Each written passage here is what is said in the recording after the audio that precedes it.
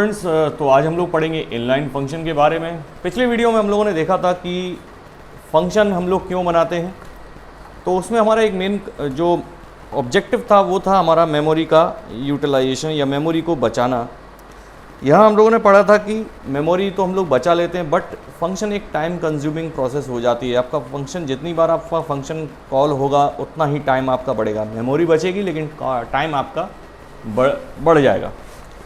तो अब फंक्शन बनाना किस केस में सही है? फंक्शन बनाना हमारा उस केस में सही है जब हमारा जो फंक्शन का साइज़ है वो ज़्यादा बड़ा है, यानी उसके अंदर जो कोड लिखा हुआ है बहुत सारा है, तब ये हमारा फंक्शन बनाना सही है।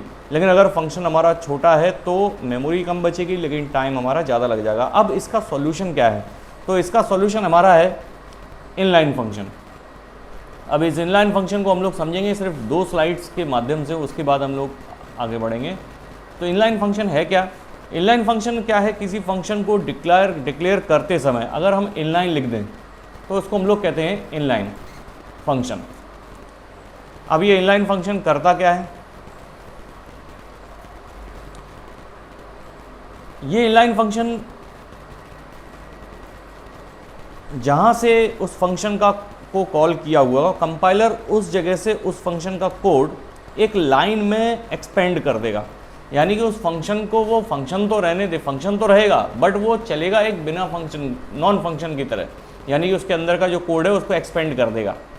इनलाइन क्या है? इनलाइन एक रिक्वेस्ट है, इनलाइन कोई कमांड नहीं है। यानी कि कोई गारंटी नहीं है कि ये फंक्शन ये जो इनलाइन है रिक्वेस्ट ये काम करेगी ही। अगर कंपाइलर को लगता है कि इसके अंदर कोड बहुत छोटा है और इसने बेवजह ही इसको फंक्शन बना के रखा है और ये हमारा मेमोरी तो बचा रहा है बट टाइम कंज्यूम ज़्यादा कर रहा है, उस केस में वो उस फंक्शन को, कंपाइलर उस फंक्शन को इनलाइन बना देगा।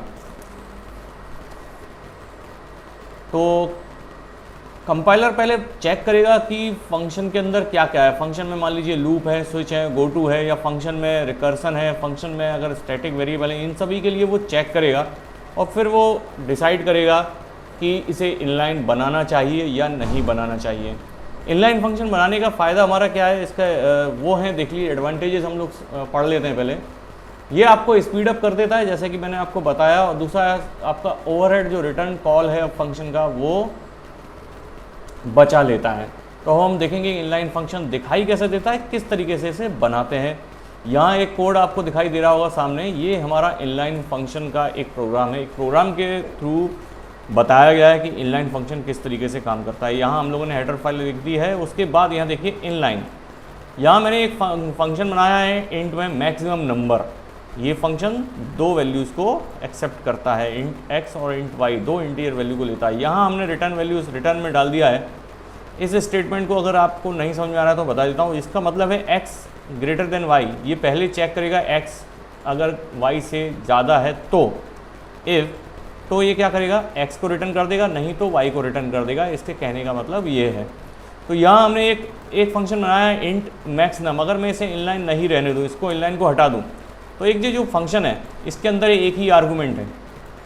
अब देखिए, अब ये फंक्शन मान लीजिए मेमोरी में आएगा तो ठीक है, ये मेमोरी में आएगा, चलेगा। चलने के बाद ये सभी इसके अंदर से जो ये वैल्यूज़ जो वेरिएबल्स हैं, ये जो मेमोरी ले रहे हैं, स्पेस ले रहे हैं, वो मेमोरी रिलीज़ हो जाएगी। बट जो एक टाइम है वो बढ़ जाएगा। फंक्शन लोड होने का मेमोरी में, उसके बाद रिलीज़ करेगा मेमोरी, उससे टाइम बढ़ जाएगा।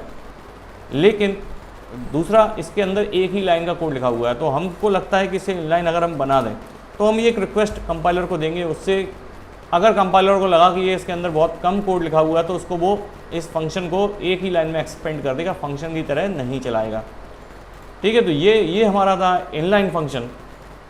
और इनलाइन फंक्शन का उपयोग करके हम इस तरीके से अपना टाइम कंज्यूमिंग जो होता है फंक्शन, उसको बचा सकते हैं। तो यहाँ मैं इसे एक बार रन करके आपको दिखा देता हूँ।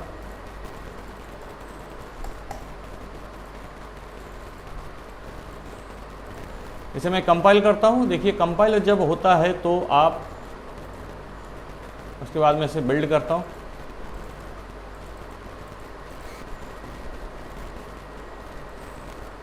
बिल्ड करने पर देखिए ये अपनी exe फाइल बन गई है। और अब मैं इसे एग्जीक्यूट करूँगा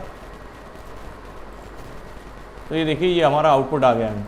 तो एक रिक्वेस्ट हमने दी थी कंपाइलर को इनलाइन बनाने की, और ये कंपाइलर पर निर्भर करता है कि ये इसे इनलाइन बनाएगा या नहीं बनाएगा। ये था हमारा इनलाइन फंक्शन। आगे हम लोग और भी इसमें डिटेल से पढ़ेंगे। मेरे चैनल को आप लोग सब्सक्राइब करिए YP Tech, और इस वीडियोस को लाइक करिए, अपने फ्रेंड्स के साथ इसे शेयर करिए और जुड़े रहिए मेरे साथ। Thanks for watching.